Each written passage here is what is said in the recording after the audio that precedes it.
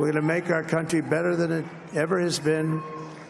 And I said that many people have told me that God spared my life for a reason.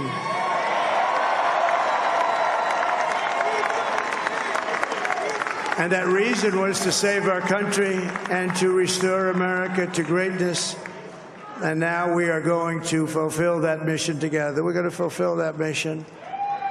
The task before us will not be easy, but I will bring every ounce of energy, spirit, and fight that I have in my soul to the job that you've entrusted to me. This is a great job. There's no job like this. This is the most important job in the world.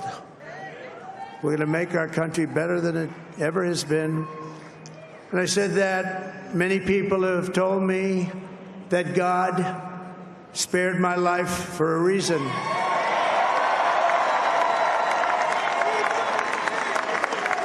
And that reason was to save our country and to restore America to greatness. And now we are going to fulfill that mission together. We're going to fulfill that mission. The task before us will not be easy, but I will bring every ounce of energy, spirit, and fight that I have in my soul to the job that you've entrusted to me. This is a great job. There's no job like this. This is the most important job in the world.